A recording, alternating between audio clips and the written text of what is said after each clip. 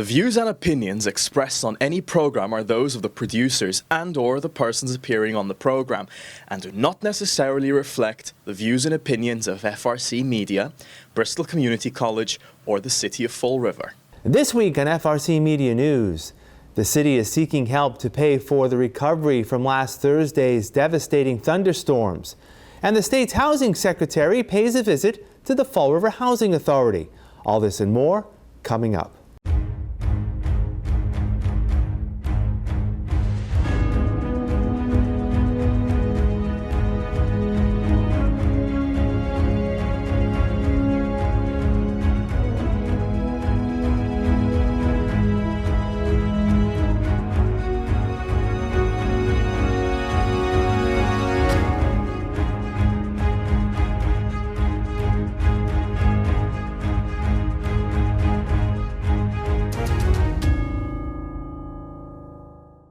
It's Thursday, July 10th, 2025. This is FRCmedia News. I'm Keith Tebow. The beginning of the long holiday weekend last week was interrupted by a strong line of thunderstorms that blew through Fall River last Thursday night. Reports of winds of upwards of 70 miles per hour toppled trees and caused power outages across the city. The roof of this building on the corner of Pleasant and Claflin Street was severely damaged along with downed utility lines. Mayor Paul Coogan says the storm damage was extensive and citywide. Fall River took a real whack compared to what I can hear from other communities. We had trees down everywhere. We had flooding. We had a mess. We had trees landing on cars. We had fences being destroyed. So the night it happened, that Thursday, we were out riding around. I was at a tree on Pleasant Street with a chief that had crushed a car and was halfway across the Firestone. It was a real mess. I want to compliment all of our, obviously all of our first responders, the police, the fire, DCM, people that got out there that night going to work, the people we work with, our regular vendors on tree removal, particularly Northeast. They were still working as far as yesterday. They're still probably out today. I haven't got an update yet, but they tackled a ton of work. Our parks, especially Kennedy and Maplewood, had some severe tree damage, and they're down there cleaning them up. And I believe they made tremendous progress by, I'm hoping by the end of the week, people can't even tell there was a storm come through here, but it was one. It was really an unexpected mess. The mayor has issued an emergency declaration from the storm and is seeking financial assistance for cleanup from the state and federal governments. We are still compiling all of our bills. Obviously, we're looking at the people that came in on overtime that worked for the city. We're looking at our vendors and what they did. We're looking at any unanticipated costs that involved closing roads, wiring. So we're trying to put it all into one big bundle, and that's what we'll apply for. We just got to make sure all the bills are in yet. I don't believe they're all in. When we get a final number, we'll submit it and ask for reimbursement, and hopefully we'll work with our state legislators and our federal delegation to try to push this through. As I said, that was really unanticipated, and it was something that we had to take care of as fast as we could. Another line of storms passed through Tuesday, Wednesday, and this morning, but did not cause any significant damage. The State Secretary of Housing and Livable Communities paid a visit this week to the Fall River Housing Authority. Ed Augustus has made it his goal to visit each of the state's public housing organizations and hear from leaders on the successes and challenges facing local authorities. Sometimes there are really idiosyncratic issues that are unique to that community, and sometimes I hear themes across all the different communities. And it's the themes that I'm really looking for, like taking back as we are making decisions not only about resources but about policies. The things that I'm hearing across the state that we could do to make it easier, make it quicker to fill units, make it easier for the operations of our housing authorities. I'll give you one example of something that we've done. Based on when we turn over units, and there's always a regular turnover, people pass away, they go to a nursing home, they leave the units. Now we're providing some additional resources to make sure those units are more accessible. So we're putting in showers, maybe where there were tubs before, or putting in a tub cut, so that most of the units are elderly. So people who are often going to need some accommodation as they try to age in place, doing that at the time of the turnover so we're not disrupting somebody when they're in the unit. Even if they don't need that accommodation now, they may need it 5 years from now. The Fall River Housing Authority has space and vouchers to serve upwards of 5,000 families. Over 80% of the city's public housing is supported by federal subsidies, with the rest funded by the state. Executive Director Kevin Spardella says his ask of the Secretary was to change the process by which vacancies within state properties are filled. So on the federal side, the Housing Authority manages its own wait list following federal guidelines. On the state, it's a centralized waiting list. Anyone across the state of Massachusetts can apply for any housing authority. So it kind of bottlenecks and clogs up the system because you have people from all over applying, and they can apply for up to 25 housing authorities. So the likelihood of someone applying and wanting to Fall River Housing Authority from across the state is not good. So there's a lot of administrative process that our staff, the state staff, and some third-party vendors that they've contracted with go through. So there's a lot of bureaucratic red tape that kind of slows the process. Secretary Augustus says he understands the need for cities like Fall River to prioritize city residents first, but state law mandates equal access to state public housing vacancies. These are state assets. The state paid for these units. The state supports them in the annual operating costs.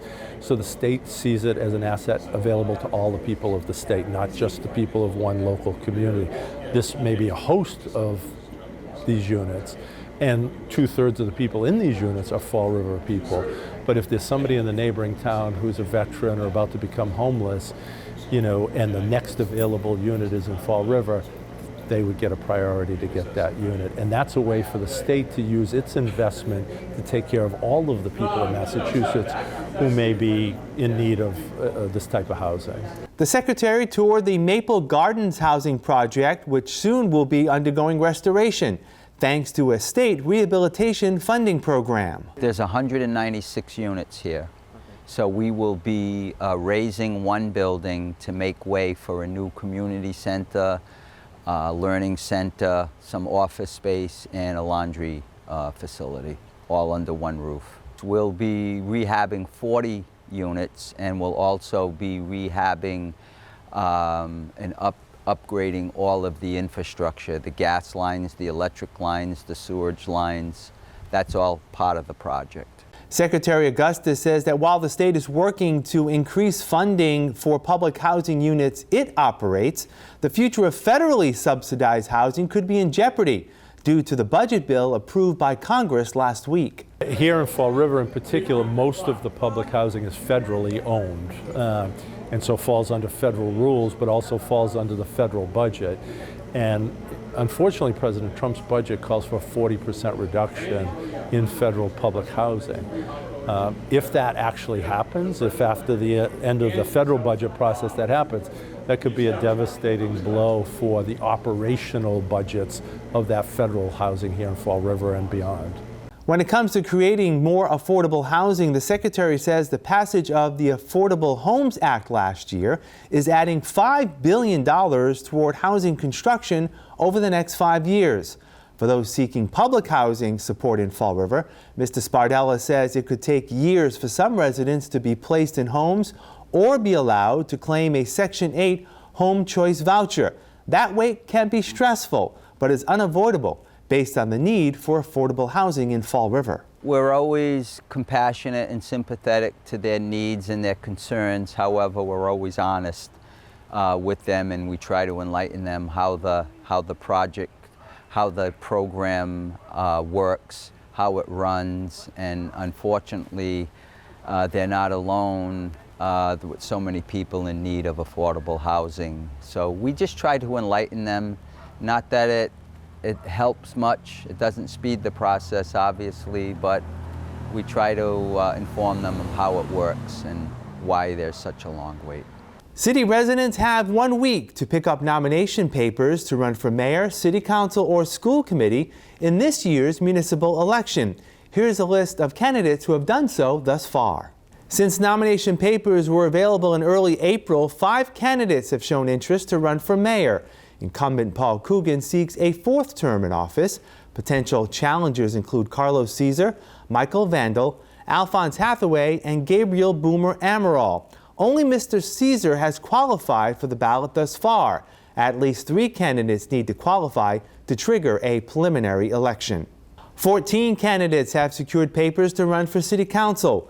The 8 elected incumbents will seek another term: Linda Pereira, Andrew Raposo, Paul Hart, Brad Kilby, Joe Camara, Michelle Dion, Cliff Ponte, and Sean Goodine. Appointed incumbent Ricky Tith has also taken out papers. Challengers include Laura Pacheco, Nathan Sylvia, former councilor Christopher Peckham, Louis Mellum, and Michael Canuel. Thus far, councilors Pereira, Raposo, Kilby, and Ponte have qualified for the ballot, as has challenger Louis Mellum. At least 19 need to be certified to warrant a preliminary election.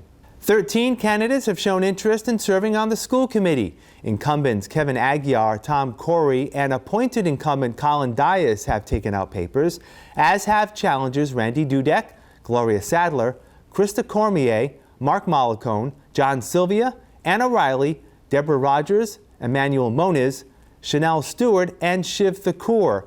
Only challenger John Sylvia has qualified for the ballot. At least all 13 individuals need to qualify for there to be a preliminary election. The last day for candidates to return nomination papers is Saturday, July 19th by 5 p.m. The preliminary election, if needed, will be September 16th, with the city election on November 4th. Stay with FRC Media as we open up our platforms to candidates to share their vision on why they should be elected. A bill before the state legislature seeks to add the 988 Suicide and Crisis Lifeline on all student IDs in public middle and high schools, as well as colleges and universities. Samaritans Southcoast is one of the organizations that seeks passage of the legislation. Executive Director Darcy Lee says the move will be a non-intrusive way for students to be reminded of the emotional support services organizations like Samaritans provide. We know that part of the bill will be that schools can use up their current allotment of IDs that they have now. So it's not going to cost them extra money where they're wasting IDs. Putting it on student IDs means that it's right in a student's pocket, in their hand, in their wallet, rather than where they would have to notice it on a billboard or on the side of a bus, at a T station, or through the outreach that we do at schools, at colleges and universities and middle schools and high schools. So we're just giving them another place to find the number and learn about it. And the more they see it, the more it will normalize calling 988. We want 988 to be as evident as 911 is when someone has an accident or a medical emergency. Ms. Lee says the youth of today face emotional challenges not experienced by those in the past, and being aware of the lifeline may provide them with comfort during stressful times. What we find when people do call us and they are in the youth age bracket, we're finding that they're sharing with us that their lives are more stressful. They're feeling very overwhelmed. They might be bullied in school. They might also have family pressures, school pressures, sports pressures. So there's a whole host of reasons why they're calling. We want to make sure that people know it's free to call. You can call for any reason. We want to keep you well. We want you to think about your mental health as mental wellness. So before you're feeling as if it might be too much for you, what you're experiencing, give us a call. You can talk about anything. It's completely confidential. And the people on the other ends of the lines, our crisis counselors, are specially trained to listen to you when you call. Since the launch of the 988 Suicide and Crisis Lifeline, Samaritans Southcoast has seen an increase in individuals seeking help. So we answer calls for Bristol and Norfolk counties primarily, and then we answer backup calls for Worcester County, Plymouth County, Barnstable County, Dukes, and Nantucket counties. So most of the state, more than half of the state. Samaritans Southcoast answers the second highest number of calls on the 988 Lifeline out of all the 5 centers in Massachusetts. So we've answered about 60,000 calls from 988 alone since its inception in 2022. And we answer at above a 90% rate and as high as 96% rate. So every single call is getting answered. So there's always someone there to listen. And it's just 3 numbers away. Ms. Lee says that as 988 becomes more a part of one's emergency contact list, it will promote mental health counseling as an acceptable form of personal health care. We're starting to break down the stigma by having 988 available. And when you think about it, our mental health is just as important as our dental health. So if we think about it in terms of physical health, which it is, you would take care of yourself if you needed to go to the dentist or if you had an injury, right? So you should do the same by calling 988, taking care of your mental health.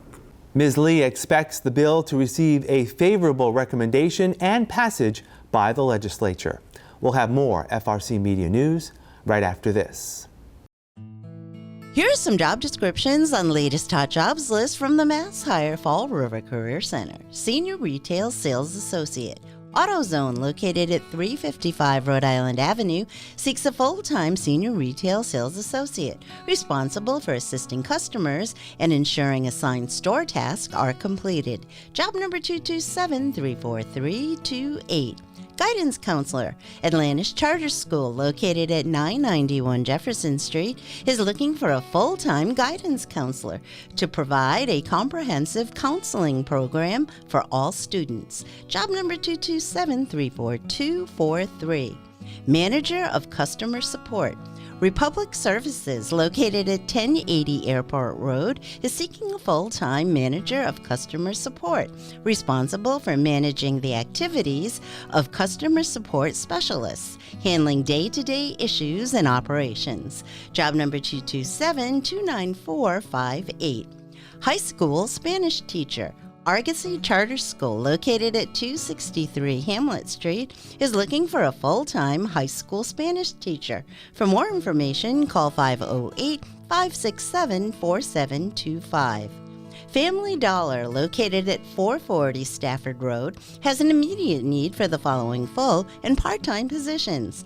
Customer Service Representative, job number 227-35117. Assistant Store Manager, job number 227-35118. For more information about these or other positions, visit Mass Hire JobQuest at jobquest.tcs.eol.mass.gov or call the Mass Hire Fall River Career Center at 508-730-5000. Time now to check in with the latest economic development and business news in Fall River. I am joined, as I am weekly, by Kevin Lawrence. He's the editor, publisher, and owner of Fall River Development News on Facebook. Kevin, how are you this week?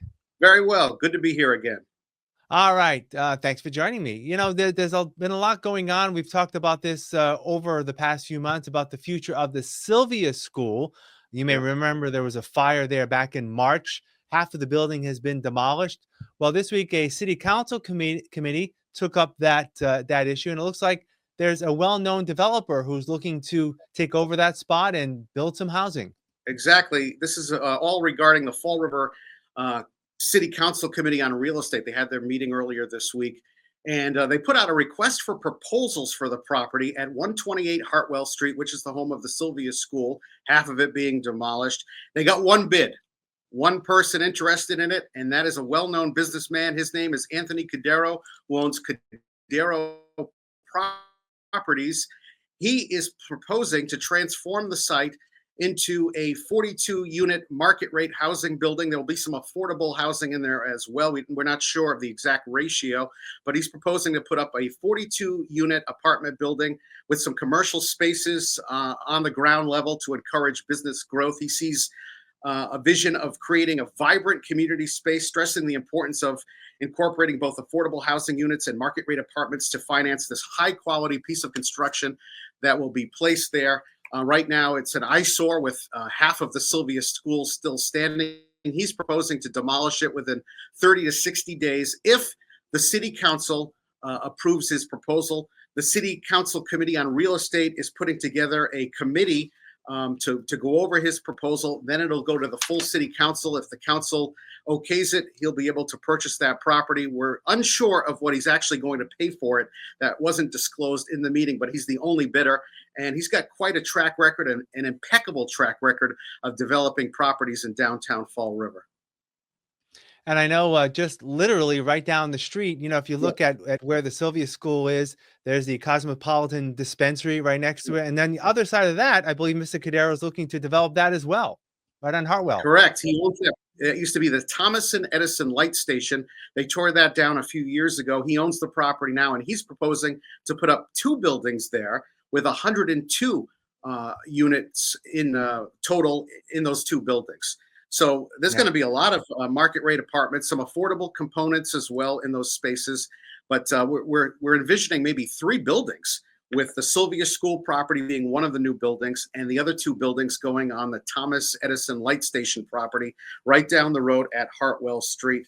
And that should be very exciting. And you're going to be seeing these from the highway, these buildings. So it's going to be very visible to commuters passing through Fall River.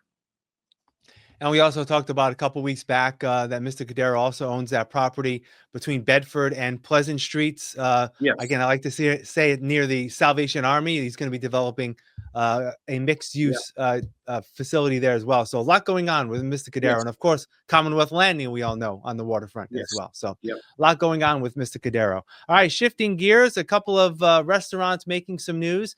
The former Boston Market location, which is where China Royal used to be, to make a reference. Now, that's been closed down for a while. It looks like another restaurant's going to be in its place, Popeyes. Yeah, this is 12th Street, the former Boston Market location. It's right near the CVS. China Royal used to be there. It's been vacant for quite some time, and we've just learned that Popeyes restaurant, which is currently on Pleasant Street, will be moving down the road and occupying the vacant Boston Market location. City issued building permit states that they're going to be spending $570,000 to do interior construction, and they'll have some exterior rebranding as well. It'll become a Popeyes restaurant. They're already moving forward with it. So by the end of the summer, I would anticipate they'll be making this move. And Popeyes currently in, I believe it's Flint Village, right? And the corner Plaza, of Pleasant Street and Quarry. Yeah, right. Yeah. So they'll be moving from there. A notable thing about that, the Flint Village Plaza just lost Walgreens as a tenant, and now it appears they're going to be losing Popeyes. So there's going to be 2 vacant spaces, unfortunately, in the Flint, but at least they're staying in the city, and they're going to be moving into that Boston Market location. Right. And finally this week, a bagel shop on the corner of Jefferson and Brayton Avenue. I think it's only been there for about a year or so. They're closing shop. Well, they're not closing. They're still open right now, but New York Bagel and Bakery is on Jefferson Street, 248 Jefferson Street. They opened last year in 2024, and now the business is for sale. The asking price is $59,900 for the business and equipment, $59,900 for the business and equipment. It only opened up last year in March of 2024. And now it's for sale. It is still open until a new buyer is found. By the way, they do own Mona Lisa's Kitchen right across the street, a brand new Indian restaurant that just opened up.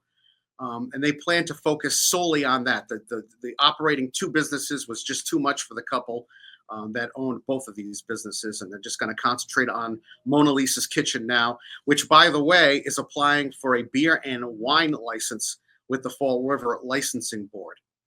Yeah. All right. You can check out Kevin's work on Fall River Development News on Facebook. Give him a like, give him a follow. And Kevin, thank you for your time. We're actually both off next week. We'll see you in a couple of weeks. Take care. Thank you, Keith.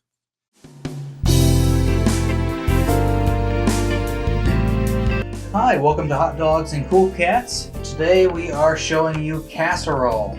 Casserole here is a long-haired calico cat. So she is a girl. In fact, she came to us as an owner surrender, and she's very, very gentle too. I think she would do well in a lot of different kinds of homes. She does well with children. She's very good about getting picked up. She likes this. She likes to be held, and you can kind of keep her there and pet her for a time. A lot of cats not the biggest fans of that, but she does very well with it. So if you are looking for a cat that you can really cuddle with, that you can carry around, that you can make good friends with in that respect, she would be a terrific candidate for that. If you'd like to meet her, you can come down to 300 Linwood Street at Forever Paws Animal Shelter in Fall River, Massachusetts. You can always give us a phone call or an email for more information too. Our phone number is 508-677-9154. Today we have Cherry Garcia. She is a 5-year-old Lab Beagle mix weighing at 58 pounds. She was also unfortunately found in the car. She is the mother of the 8 puppies that were found. She is great with other dogs. She is afraid of cats, so we're only sending her if it's a calm cat that will leave her alone. Kids 12 plus again, just because we don't have a history on her. We're not sure how she is with kids. She is a total sweetheart from what we've seen from her here though. She's got plenty of puppy energy still, but also loves to just sprawl out in the grass and sunbathe. Perfectly happy sitting in your lap being a couch potato. She is very smart. She does know sit and a couple of her cues. If you're interested in Cherry Garcia, you can come on down to 300 Linwood Street in Fall River, or you can go to our website at foreverpaws.com and fill out an application. That's all for this week's edition of FRC Media News. Visit our website, frmedia.org, for more local news and information. FRC Media News airs Thursdays at 6 p.m. and Fridays at 5:30 p.m. on Channel 95 and the Fall River HD channel located on Channel 1072. One programming note, we're taking next week off. You can see FRC Media News again on Thursday, July 24th. For all of us here at FRC Media News, I'm Keith Tebow. Have a great weekend. We'll talk to you soon.